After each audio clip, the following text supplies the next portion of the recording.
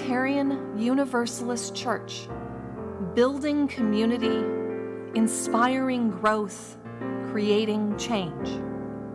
Here in the heart of Kansas City, we come together to create this hour of shared reflection so that we might be renewed in courage for these times and inspired to lives of greater dignity, higher purpose, deeper generosity, and more effective action. May the words and music and images that we offer today nourish our best selves, calling forth abundant wisdom and love, a love that has the power to overcome both loneliness in the heart and oppression in the world. Welcome to our service. Arise, O souls,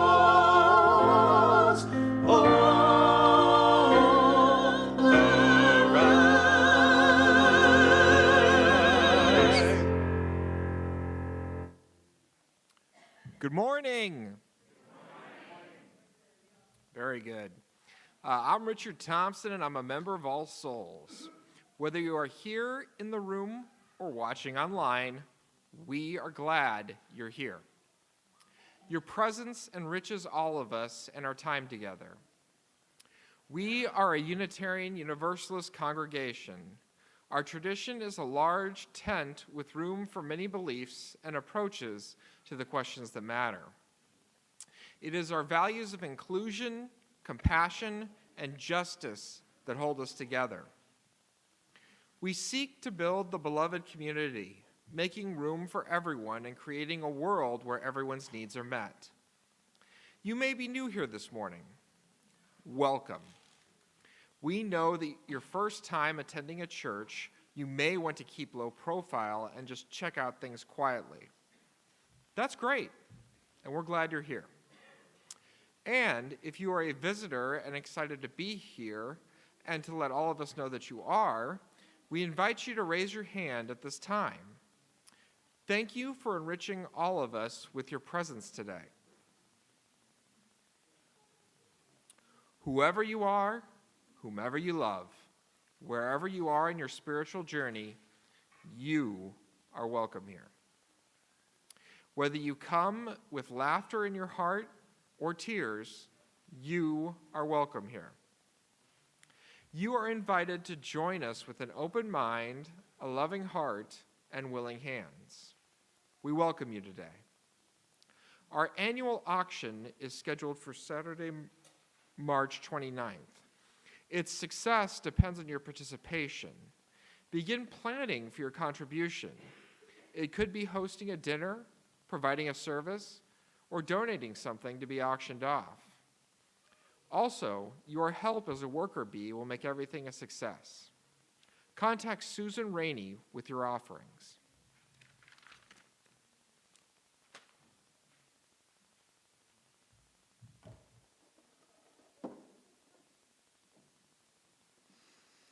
As we come into this sacred space, let us remember what it feels like to belong.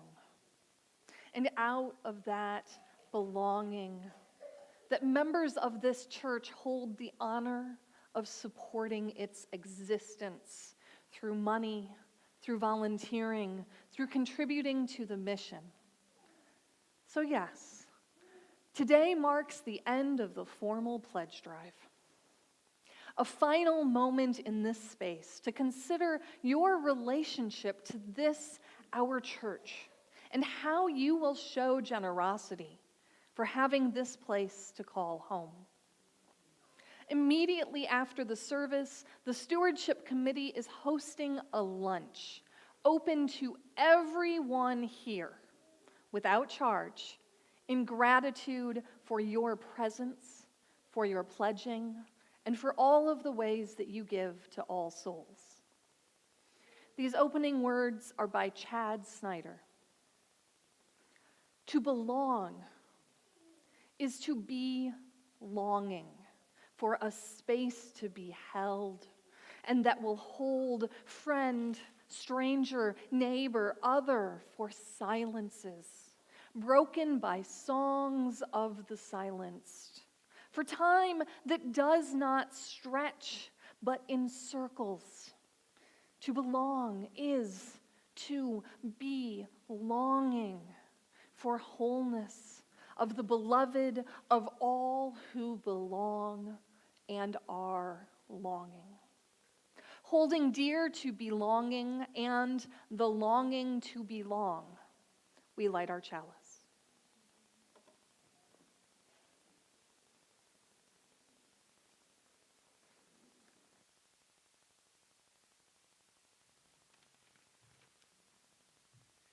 Please stand as you are able and join in the affirmation of our covenant, and then remain standing as we join together in song.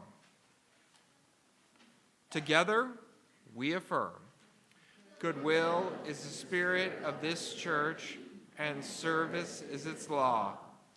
This is our great covenant, to dwell together in peace, and to seek the truth in love, and to help one another. We're going to sing the opening song as around this morning. I'm going to pass the technicals for Mike, so I'll just yell. I'm Anthony Edwards, and I'm the music director here at All Souls. Welcome. And we're going to sing Come, Come, Whoever You Are. Now, the section leaders are going to come down. We're going to separate into 4 quadrants, and we'll sing the round once all together, and then we'll start with this section, and then go to the back section, then this section back there, and then the front. All right, so 1, 2, 3, 4. And we'll sing the round 3 times, and then at the end, keep repeating, come, yeah.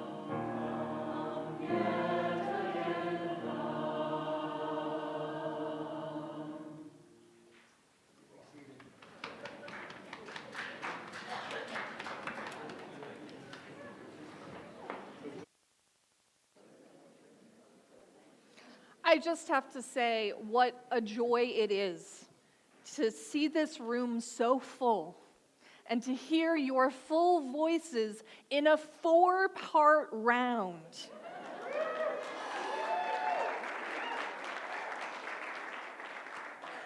Thank you, Anthony. Thank you, choir. Our commitment to human fellowship means that we are called upon to be glad with those who rejoice and to weep with those who mourn. Thus, we set aside this time in our gathering to share with one another the joys and the sorrows which are now shaping our lives. May the beauty and sweetness of these brief flowers remind us to hold one another in the bonds of sympathy, encouragement, and care. In a moment, I will invite you to come forward, to take a flower from me, and speak your joy or sorrow into the microphone, and then put your flower in the vase. I will remind you before you come up that our room is replete with children, so keep that in mind in how you share. And also, it's so wonderful to hear your child. Thank you. After most people share, I'm going to ask our technicians to turn us off from our YouTube live stream so that if anyone would like to share something that they do not want on the internet for all of perpetuity, you can share at that time. So I invite forward those who have a joy or a sorrow. Hi, George. I have two comments real quick. My father-in-law, David Ramirez, died last night. And it's actually a good thing. He's 96-year-old and had a good life, and the family's somewhat relieved after his stroke. The other comment I have is related to this chart over here, is that in 1976 or so, people like Ginger and Powers and my mother always found things for me to do if I showed any inclination that I wasn't busy. And so it turned out that Dr. Bragg's house needed painting, and the one out on Cherry. And so I was out there painting that house, and I spent maybe 4 weeks with Dr. Bragg and Elsa, and didn't work 24 hours a day for them. And at lunchtime I would get to visit with them, and I got to almost be part of their family for that temporary period, which was one of the beneficial times of my life with getting to know them. But what happened was I was working on the back of the house, painting the back, and this guy, white-haired gentleman showed up with an easel, and he started painting. And the color, I had changed the color of the house. The color of the house was not the same as it was. And so he was working on the thing, and I never knew what he was doing, but I went around the front of the house and found something else to do. The painting that's in the library, that is the painting of the house that he'd made that he didn't show me in the painting, but but I just thought you all ought to know the importance of that painting that's in the house, that's in the library, because it's such an excellent color, and I chose the color. So.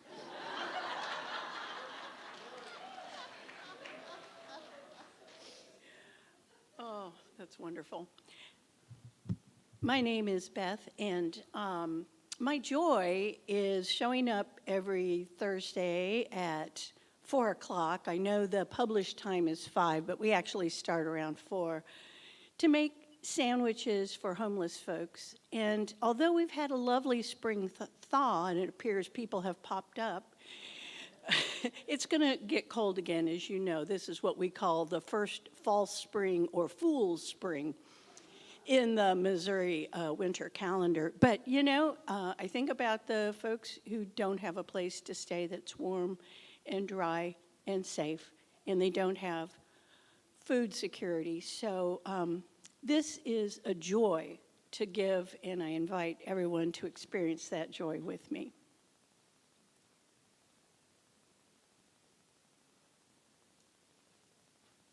Hi, I am Angie, your friendly membership coordinator, and my first joy is seeing all of your beautiful faces today. It's so great. My other joy that I would like to share with you, I got some great news. I have been chosen to be the featured artist for the Missouri Arts Council for March. So that is my joy.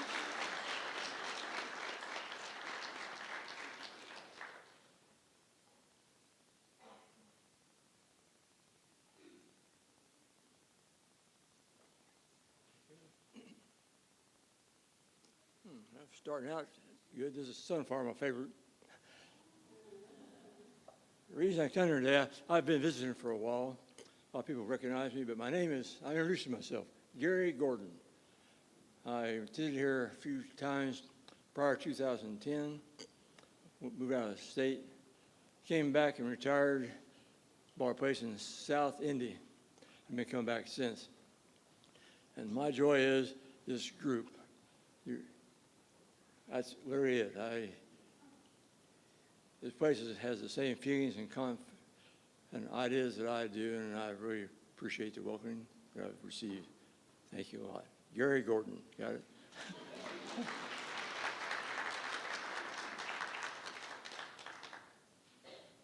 Hi, I'm Marilyn Carpenter, a member of All Souls, and this is a joy, and it's way ahead of time. I just want to make you aware that a little niche racial justice organization that I'm a charter member of is going to have another one of their wonderful Juneteenth events Saturday, June 14th, and Alex Westerfelt, Kathy Weil, and I are organizing people at the church to go, and we'll be giving you more information later. But it's this little niche organization started when the head of the organization, Angela Hagenbach, discovered her great-great-great-grandmother who had been enslaved in Weston, Missouri, and we got the city park courtyard named after her. Hope you can make it.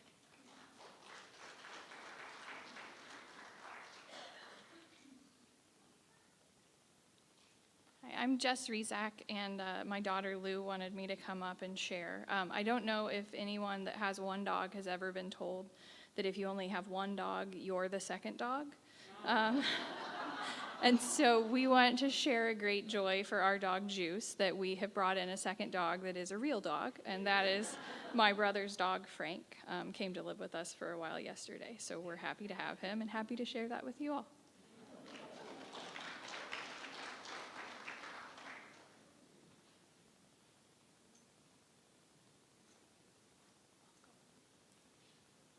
Hi, I'm Shannon. I know some of y'all have met me, some of you haven't. I haven't been here since November. I had a accident and fell down some stairs. I am here today because I ended up having to stay at a hotel because a pipe burst right above my bedroom a couple of days ago. So I hobbled down here, and I am happy to be here again. I have missed y'all dearly. And as for joys, my relationships with the friends I have made up here have been blossoming, which gives me courage and joy knowing that I have and am building a group here. So, yeah.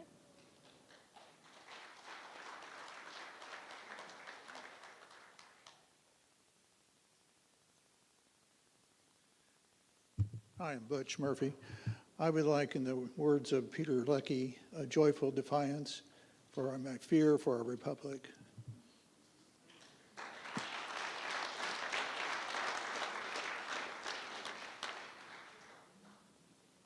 I will now ask our technicians. Oh, Richard, did you?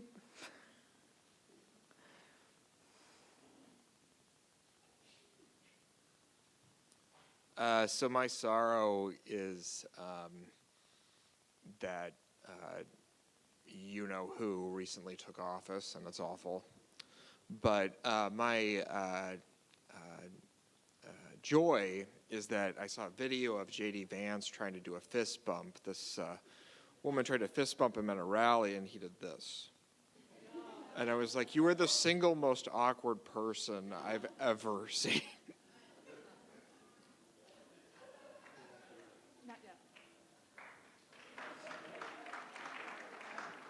All right, Mika.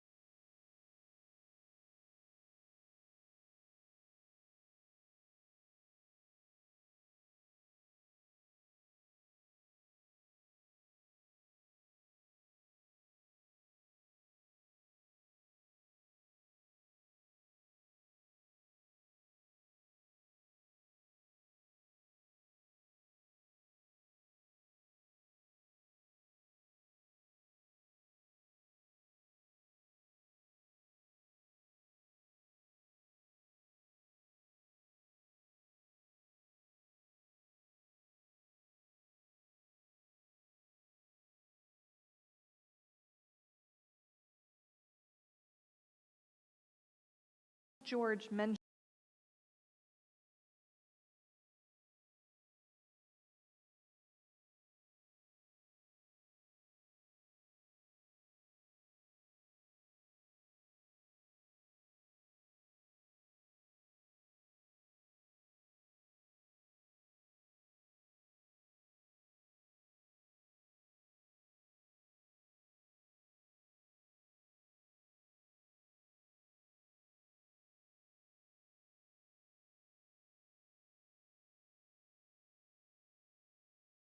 One final flower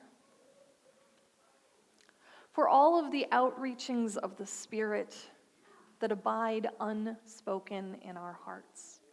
And I invite you to read aloud with me our words of response written by Gretchen Haley.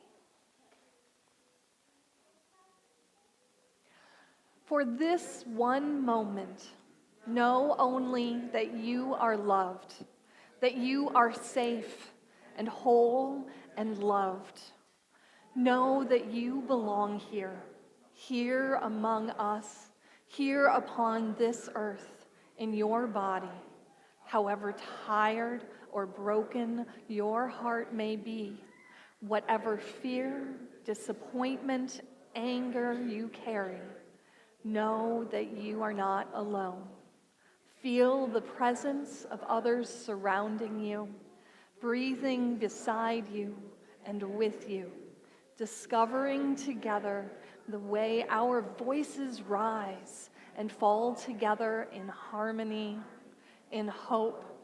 Claim here a resilient freedom, the choice for love, for light, to live with joy and gratitude and praise as a form of resistance.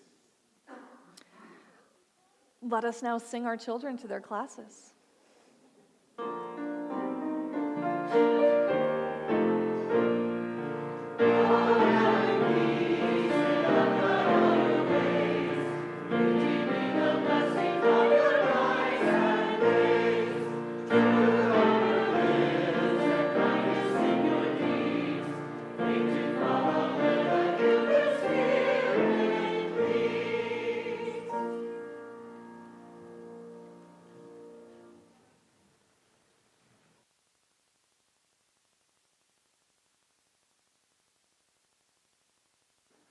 I don't normally do this part.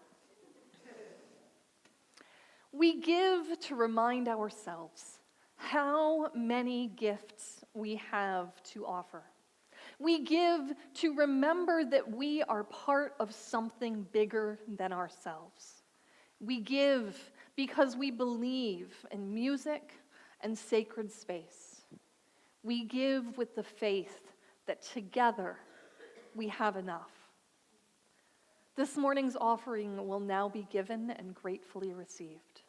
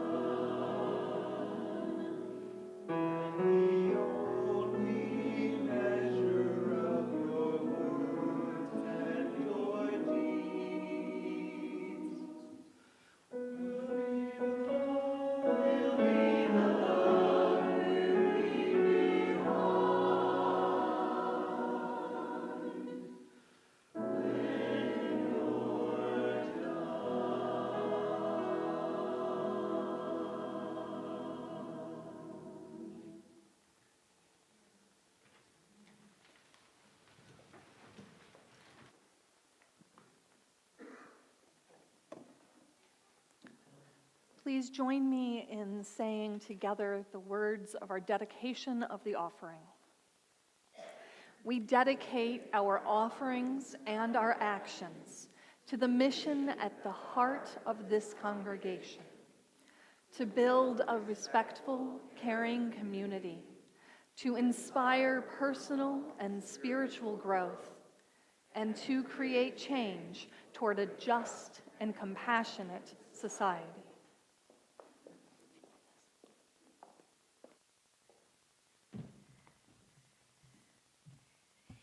These words are from Aluk Ved Menon Wants You to Reimagine Gender, an episode of the At Liberty podcast.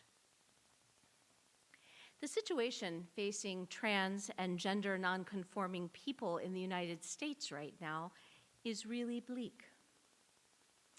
And I earnestly plead that people stop framing this as a minority issue and reframe this as a universal attack on self-determination. Every one of us should be able to determine our own gender. No one else should be able to tell us what we should look like, how we should act, and what we should do with our bodies. So we need you to show up in this moment, not just out of an ethics of allyship. That doesn't seem like enough for me. But out of an insistence of your own dignity, out of your own capacity to transform, and out of your own love of self.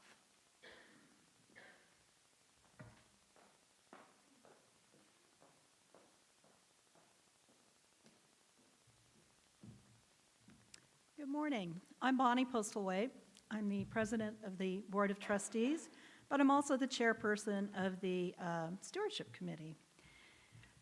So I was thinking about our stewardship campaign, which has been based on the theme of inspiration. I found two definitions for the word inspiration. The first is the process of being mentally stimulated to do or feel something. The second is the drawing of a breath, inhalation. So these are inspirational times. You're probably thinking, what is she thinking? When she says that these are inspirational times when so much is going on to generate fear and hardship. Well, we are all inhaling deeply to calm ourselves down with the fire hose of news happening in our world. Those deep breaths are probably stimulating many of us to do something to counteract all that is happening. I look out at all of you this morning and I'm truly inspired by so much of what this church does to sustain our work, our people, and the world, and to help us all feel like we belong somewhere. We dig in when the needs are great to help our community and our church. We are needed now more than ever. I am so inspired by each and every one of you. I love the uniqueness each person brings to our community with all our diverse backgrounds and experiences. We are not a group to keep our ideas to ourselves, but instead offer many perspectives that bring us to inspirational solutions for challenging situations. As our timeline on the wall here in Bragg indicates, we have been challenged any number of times over the last 157 years of our history. We are not daunted. That inspires me. We are driven by love for all people. We respect them for who they are, no matter what they look like, who they love, and what they believe. That inspires me. I see the hard work and dedication that so many of you contribute to the Hunger Outreach Team and the Carver Dual Language School. These acts of love are deeply inspirational as we watch so many people struggle to survive, let alone succeed in this life. We feed food insecure people 3 times a week, people who otherwise cannot count on a meal. We teach young children who are eager to learn so that they can achieve future success with language and life skills. And we make the kids warm hats, scarves, and mittens each year to get them through the cold winter months. This all inspires me. All Souls is a caring place. We take care of each other in both good and difficult times.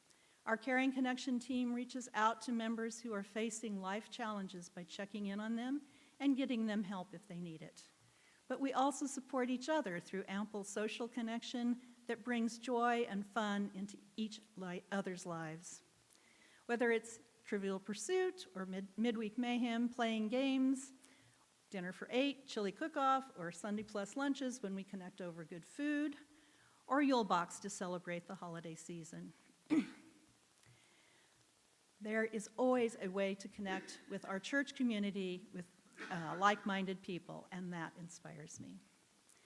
The future of our faith resides in our young members. Their enthusiastic participation in a Time for All Ages portion of our Sunday morning services make us chuckle and give youthful perspectives to the service theme. The children bring energy and hope to our community, and that truly inspires me. I am blown away by our music program that inspires me each Sunday. The choir, our section leaders, and guest musicians, along with Anthony Edwards, add artistic emphasis to the message of the service in spiritually uplifting ways. That inspires me. And let's not forget the spiritual uplift our ministers deliver each Sunday with a message that resonates with each of us and generates spiritual growth. Our Sunday services are available online or in person to all and are recorded so they can be watched or re-watched at any time. This online outreach is so important to our friends who may not be able to join us in person on Sundays, but who need the spiritual uplift and growth as well. This inspires me. As we bring the public part of our pledge drive to a close, I want to thank all of you who have pledged to contribute to All Souls. Many of you have set up automatic payments to be made to All Souls on a regular basis. We are so grateful for that type of giving commitment as well. If you have not made a pledge yet this year, for the coming year, it is not too late. Help us build a realistic budget by submitting a pledge to inform the process. Our goal this year is to greatly reduce or eliminate the deficits we've been running for a while now. We are well on our way to doing that. Help us inspire dreams for All Souls through your pledges. That inspires me as well. You inspire me in all the ways that you support All Souls and its mission, and I am so grateful. Thank you.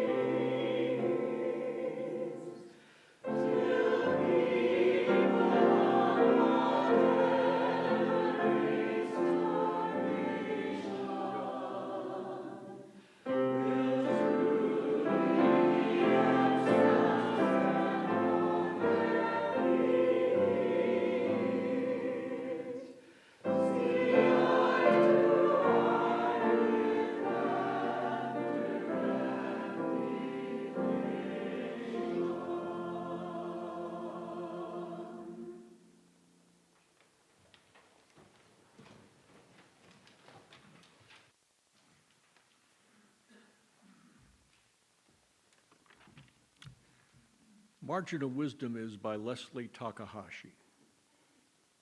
They teach us to read in black and white. Truth is this, the rest is false.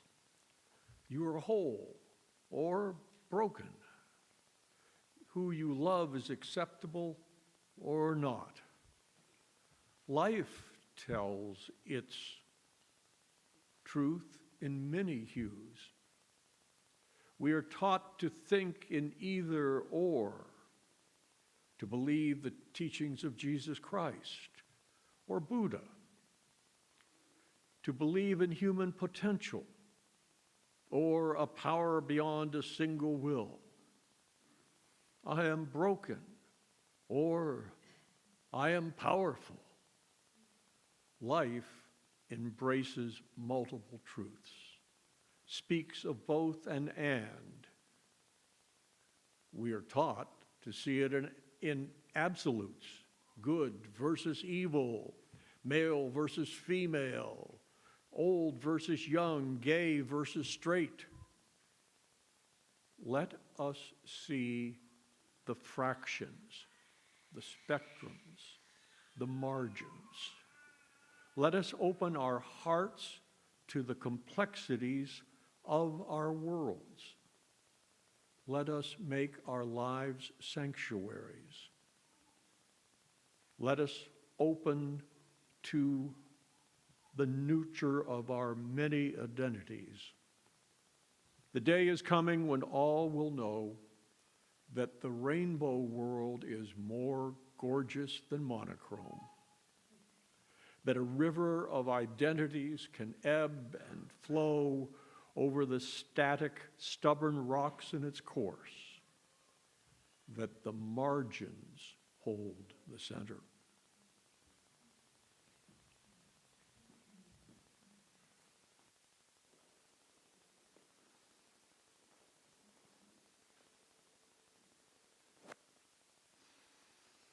Many years ago, when my spouse and I were just dating, a friend posted on Facebook that his roommates were having a soiree and that his friends were also invited.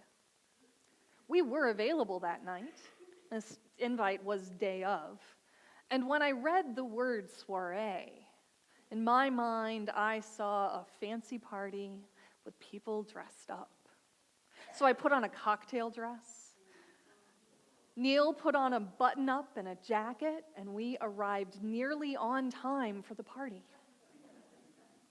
To say we were overdressed would be an understatement. It was actually a casual wine tasting. I don't drink. Neil and I stood there with water, watching. Nobody talked to us. While we watched 20-something men double fist a Spanish blush and Guinness, we felt so out of place. No one would tell us that we didn't belong. It was Minnesota, after all. But the subtext was so clear that even my autistic self could read it. The same people who said welcome didn't mean it for us. I'm sure you've had similar experiences. Standing in a crowd of people, greeting one another fondly, but you're completely alone. On the outside, looking in, wishing that just someone would notice that you were there and make a place for you. On the margins. See, everything important on the page is in the text, all clustered towards the center, the part that everyone notices when they pick up a piece of paper. The text is busy, it is full, it is the vast majority of the page. But it is always framed by that space that seems as though it doesn't exist. But there it is, on every page. Emptiness at the edges, the margins. At the end of Leslie Takahashi's poem, Marginal Wisdom, the margins hold the center. The margins hold the center. This is the space on the outside that defines the inside. We are not only defined by our own shared qualities, but by everyone who isn't already here. Our group, any group, is defined by who comes in and feels like they don't belong. Because in any group, someone who comes in will feel like they don't belong. We have all, at some point, felt pushed out to the margins, entered a space, and failed to find anyone we knew or anyone who seems like our kind of people. All of us know that pain. We have felt the disappointment that no one has made a space for us. So a community, a group, a church that wants to bring in people of all types because of a commitment to plurality and equity and justice and just plain belonging needs to do more than simply say that they are open to all kinds of people. When all kinds of people arrive, will there be the right space for them so that they feel on the inside and not in the empty margins? At the center of the Unitarian Universalist values, there is love. And I've talked about this love, the big love that encompasses all of us, connects all of us, and with which we reach out beyond ourselves because everyone around us and the world around us matters.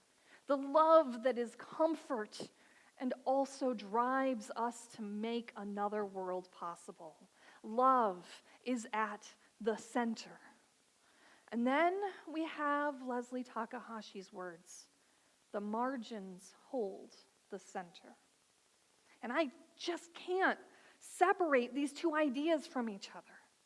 The margins hold the center. Love is at the center. We are the love that reaches out to the margins and beyond. The love that radiates beyond us and into the margins and beyond. Angel Kyoto Williams Sensei writes, "It's the community's job to figure out how we can stretch into the so-called margins, to broaden our understanding and the ability to be inclusive. Inclusivity is not how do we make you a part of what we are, but how do we become more of what you are. That is the essence of love at the center. How do we become more of who you are? Fred Rogers told us that love is an action. Love doesn't simply exist, but it is something that we do, something that we embrace, something that does not stay still, but calls us forward into being more, doing more, moving closer to it in all that we do. Love is about changing yourself so that you can be in better relationship with others. It is bending. It is breaking open. It is allowing yourself to constantly change and to grow and to act more and more out of love. As a community, when we ask, how do we become more of what you are? We are committing to change and leaving what feels comfortable in order to truly expand ourselves to include others. I cannot remain locked into my comfort zone and also expand, even though I really want to. This is why being a community that seeks diversity and equity and inclusion is hard work. We can't gain the people who have been on the margins for so long without deciding that we want to change to make room. And it takes careful intentional work. It takes time and energy and thoughtfulness. It takes study, and it takes the deep spiritual work around opening yourself up to welcome and seek change that will actually widen the circle out to the margins. This isn't something that happens overnight. You can't flip a switch and be okay with change. But you can nurture that openness inside of yourself. You can learn and one day notice that you have changed to make room for the larger change. I remember my father telling me that the day that his eyes truly opened to the world was the day that he stopped seeing only black and white. Born in 1929, the world he grew up in was black and white. It was all of the things that Leslie Takahashi wrote in her poem, good versus evil, male versus female, old versus young, gay versus straight. There was us and there was them, as my father joined the army at the age of 17, the year after World War II ended. But somehow, as he served in Japan under General MacArthur, he met Japanese people and began to question all of the absolutes that he'd been taught. In his words, he began to see gray, and he was changed forever. Life embraces multiple truths, speaks of both and of and. Knowing most of you, I am aware that you already see gray, that you witness the complexities in our world, that you understand that the apple is both sweet and red, the best description of wave-particle duality ever, and touch the threads that connect everyone and everything to one another in an inescapable web of mutuality. And we seek ever more to see the fractions, the spectrum, the margins. We must find the threads that connect us to people who are different from us and tend those threads until we ourselves bend. Even more than finding gray, it is our task to add color to our understanding. That what is set up as an either or is so much greater that it isn't only the points in a line between two ends, but a bright circle of many possibilities, all of the hues you can imagine, and beyond that into a sphere of colors. When we open our hearts ever further, everything becomes bigger, more expansive, and opens up room for ever more love.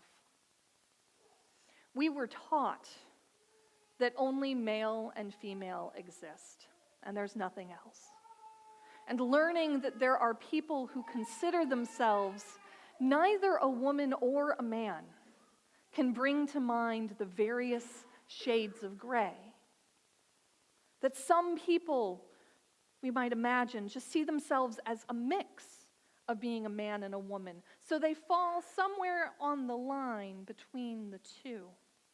But it is so much greater than that. Gender is a sphere of all of the colors that could exist. Non-binary gender throws out the historical two categories completely. It is free of definitions based on these historical gender expectations. And it knows that gender isn't related to anatomy or even sexuality.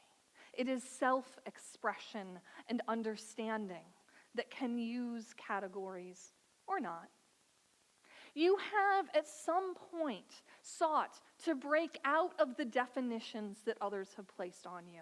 Your identity is your own, and I hope that you will live out all of your identities without boundaries, so that you are free to express everything that is your precious you.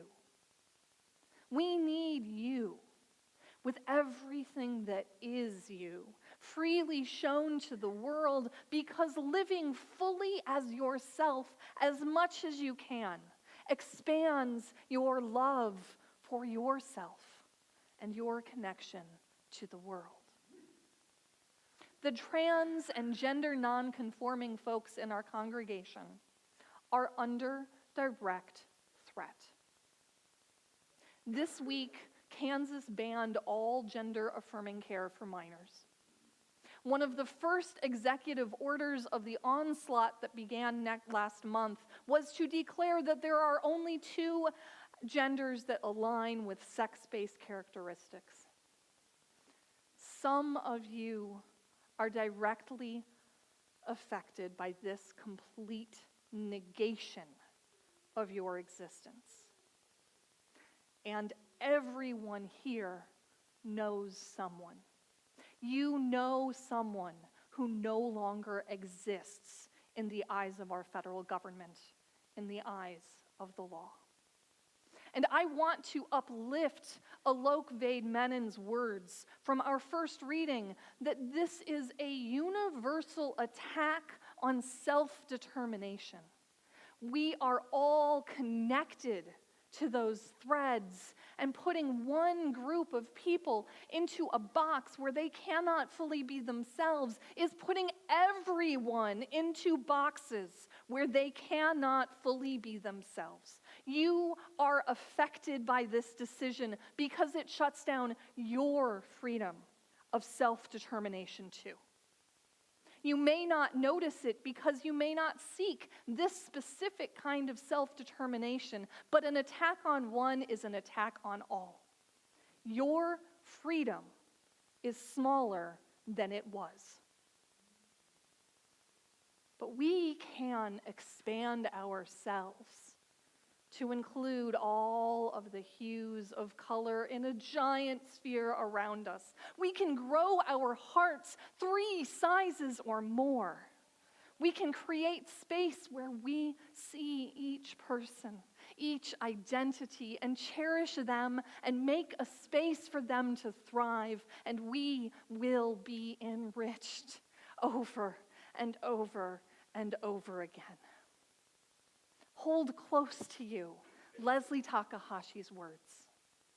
The day is coming when we all will know that the rainbow world is more gorgeous than monochrome, that a river of identities can ebb and flow over the static, stubborn rocks in its course, that the margins hold the center.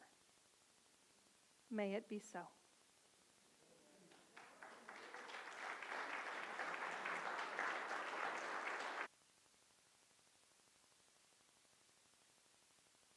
Rise in whatever way feels right for you as we sing our closing song, How Could Anyone?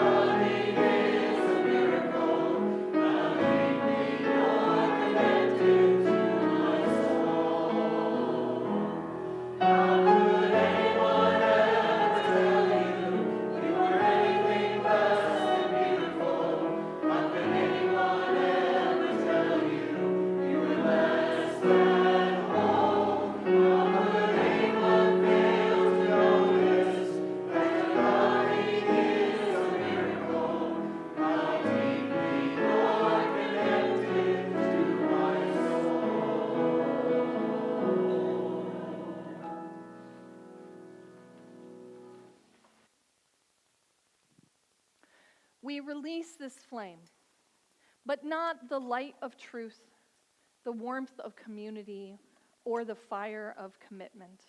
These we carry in our hearts until we are together again.